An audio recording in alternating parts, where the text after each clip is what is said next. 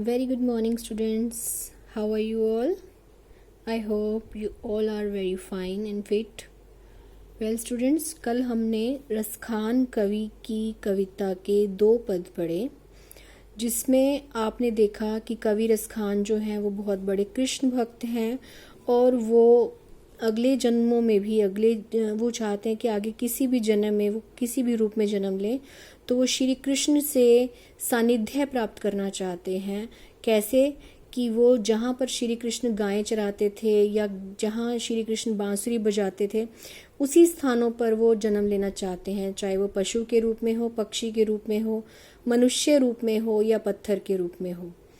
अब तीसरे पैरा में उसमें क्या बताया है कवि ने? उसमें बताया है कि गोपियां जो हैं एक दूसरे से बातें कर रही हैं कृष्ण के बारे में। तो एक गोपी दूसरी से श्री कृष्ण का रूप धारण करने के लिए कहती है कि तुम श्री कृष्ण का रूप धारण करके उनके जैसी दिखने का प्रयास करो। तो दूसरी गोपी उसको क्या जवाब देती है, ये अब तीसरे पद में हम पढ़ेंगे। Look at this. मोर पखा सिर ऊपर राखी हो, गुंज की माल गरे पहिरोंगी। मोर पखा सिर ऊपर राखी हो, मोर पंख का मुकुट मैं सिर के ऊपर रख लूंगी। श्री कृष्ण के सिर पर मोर पंख होता है ना, तो गोपी भी क्या कहती है कि मैं मोर पंख का मुकुट अपने सिर पर रख लूंगी। गुंज की माल गरे पहिरोंगी। गुंज फूल होते हैं, फूलों की माला, गुंज के फूलों की माला मैं गरे यानी गले में पहिरोंगी, पहन लूंगी। यस बेटा, आप अपनी बुक्स भी साथ लेकर बैठा करिए ताकि जो मैं डिफिकल्ट वर्ड्स की मीनिंग आपको बताती हूँ वो आप उसमें नोट करते जाएं, जिससे आपको जब अगेन आप उसको देखेंगे पढ़ेंगे बुक में तो आपको वर्ड मीनिंग इजीली क्लियर हो जाए। सो अपनी बुक भी साथ लेकर बैठिए आप लोग। देखिए, गले का मतलब गरे मीन्स गले, पहिरोंगी मीन्स पहन लूंगी, गुंज की माला भी मैं अपने गले में पहन लूंगी। ओढ़ी पीताम्बर लै लकुटी, मैं पीताम्बर भी धारण कर लूंगी। जैसे श्री कृष्ण पीताम्बर धारण करते हैं, पीले वस्त्र, उसी तरह से मैं भी धारण कर लूंगी। लै लकुटी, लकुटी मीन्स लाठी। बन गोधन, ग्वारिन संग फिरूंगी। वन में लाठी लेकर वन में घूमूंगी। कैसे? गोधन जो गाय रूपी धन होता है, गाय का धन होता है। ग्वालिन संग फिरूंगी, और जो गायें हैं गाय को चराने, जैसे श्री कृष्ण लाठी लेकर जाते थे वनों में और ग्वाली ने भी उनके साथ जाती थी, ग्वाले भी उनके साथ जाते थे, उसी तरह से मैं भी उनके साथ साथ फिरूंगी, गायों के साथ साथ वन में लाठी लेकर घूमूंगी।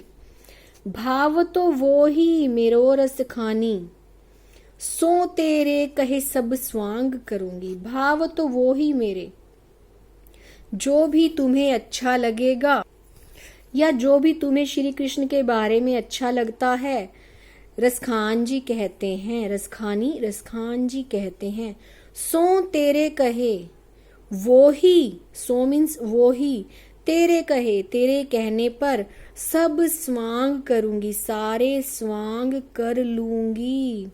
या मुरली मुरलीधर की, अधरान धरी अधरा न धरूंगी। या मुरली मुरलीधर की, लेकिन जो ये मुरली है ना, बांसुरी है ना मुरलीधर की, श्री कृष्ण की, अधरान धरी जो उन्होंने अधरों पर धरी हुई है, अधरान यानी होठों पर धरी हुई है, अधरा न धरूंगी। अधरान, यहाँ पे देखिए अधरान है, यहाँ पे है अधरा न। अब ये अधरान और अधरा न मीन्स रेपिटेशन है, लेकिन दोनों का मीनिंग अलग है, तो यहाँ पर यमक अलंकार है। जहाँ एक ही शब्द के 2 मीनिंग निकलते हो वहाँ अलग या अलंकार कौन सा होता है? यमक अलंकार। अधरान धरी जो उन्होंने होठों पर धारण की हुई है, अधरा न धरूंगी वो मैं होठों पर धारण नहीं करूंगी। इसमें है धारण की हुई है, इसमें है नहीं करूंगी। तो वो क्या कहती है कि मैं लाठी लेकर वन में घूम लूंगी, मैं मोर पंख का मुकुट भी धारण कर लूंगी, मैं गुंजों की माला भी गले में पहन लूंगी, पीताम्बर भी धारण कर लूंगी, तेरे कहने से सारे स्वांग करूंगी, सारे ढोंग करूंगी, सब तरह का रूप धारण करूंगी। स्वांग होता है बनावटी रूप धारण करना। लेकिन जो ये श्री कृष्ण की बांसुरी है जो उन्होंने होठों पर धारण की हुई है, मैं उसको धारण कभी नहीं करूंगी। क्यों नहीं करूंगी? क्योंकि गोपियां जो है श्री कृष्ण की बांसुरी से जलती थी। श्री कृष्ण सारा दिन अपनी बांसुरी को अपने होठों से लगाए रखते थे। वो बांसुरी उनको जैसे चाहे वैसे नचाती थी। मतलब बांसुरी की धुन पर ही वो थिरकते थे, घूमते थे इधर उधर। गोपियां भी उनकी धुन जो है सुनकर उनके पास आ जाती थी। तो गोपियों को ऐसा लगता था कि वो हमसे ज्यादा बांसुरी से प्यार करते हैं, इसलिए वो बांसुरी से एक तरह की जलन रखती थी। जैसे सोतन वाली जलन होती है, एक पति की अगर दो पत्नियां हो तो एक पत्नी दूसरी से जलन करती है, तो इसी तरह से गोपियां श्री कृष्ण को अपना पति मानती थी। तो वो सोचती थी हमसे ज्यादा वो बांसुरी को प्रेम क्यों करते हैं, इसलिए वो उनसे सोतिया डहा रखती थी, सोतिया जलन करती थी, उनसे बहुत जलती थी बांसुरी से। Clear? Look at the next para. काननी दे उंगरी रही बो जब ही मुरली धुनी मंद बजे है। अब इसमें क्या बताया गया है? काननी दे अंगुरी रही बो। काननी मीन्स कानों में, दे अंगुरी उंगली, उंगली दे देती हैं, रही बो रहती हैं, जब ही जब भी, मुरली धुनी मुरली की धुन मंद बजे है, मंद मंद बजती है। जब भी श्री कृष्ण अपनी मुरली की मंद मंद धुन बजाते हैं तो गोपियां अपने कानों में उंगली दे देती है ताकि उनको उसकी मुरली की धुन जो है सुनाई ना दे। क्यों? क्योंकि वो बांसुरी की धुन सुनकर विवश हो जाती है उसके पास जाने के लिए। मोहनी तानन सोरस खानी अटा चढ़ी गोधन गए है तो गए है।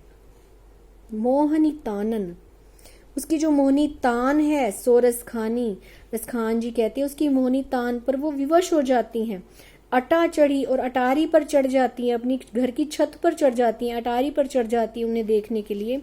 गोधन गय है तो गय है। गोधन क्या होता है? गाय का धन, मीन्स दूध दही कुछ भी लगा सकते हैं इसको।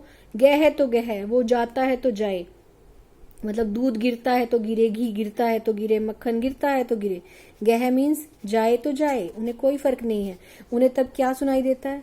सिर्फ कृष्ण की बांसुरी। टेरी कहो सिगरे ब्रज लोगनी काल ही कोहू कितनो समझे है। टेरी कहो, पुकार कर, टेरी होता है पुकार कर बुलाना, कहो मीन्स बुलाना। सिगरे सारे, ब्रज लोगनी ब्रज के लोग, कितना ही ब्रज के लोग उन्हें समझा लें। काल ही कोऊ कितना समझे हैं, उन्हें कुछ समझ में नहीं आता। कोऊ कितना समझे है, कोई भी कितना भी समझा ले, लेकिन गोपियों की समझ में नहीं आता, क्योंकि गोपियां तो श्री कृष्ण के प्रेम की दीवानी है। इस लाइन का एक और मीनिंग भी निकल सकता है कि गोपियां कहती हैं हमने ब्रज के सारे लोगों को कितना समझा लिया, लेकिन वो हमारी बात नहीं मानते। तो आप ये दोनों मीनिंग कर सकते हैं इसका, कि ब्रज के लोगों को कितना भी समझा लो तो ये हमारी बात नहीं मानते, या फिर ब्रज के लोग चाहे हमें कितना ही समझा लें, हमें उनकी बात समझ में कहाँ आती है, क्योंकि हमें बांसुरी से ही प्रेम है। डन। माई रीवा मुख की मुस्कानी संहारी ना जय है, ना जय है, ना जय है। हे माई री, हे माँ, वो मुख की मुस्कान, वो जो मुख की मुस्कान है, किसकी? श्री कृष्ण की जो मुख की मुस्कान है, संहारी ना जय है, ना जय है, ना जय है। हमसे संभाली नहीं जाती, नहीं जाती, नहीं जाती। यानी हम उनकी जब मुख की मुस्कान देखते हैं तो हमें अपनी सुध बुध नहीं रहती, हम सब कुछ भूल जाती हैं, हमें कुछ ध्यान नहीं रहता।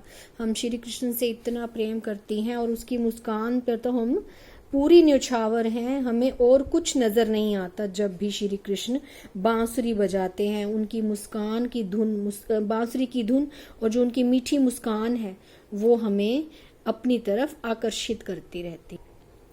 So students, this is all for today. I hope you all understood this poem. मिलते हैं नेक्स्ट वीडियो में। Have a good day.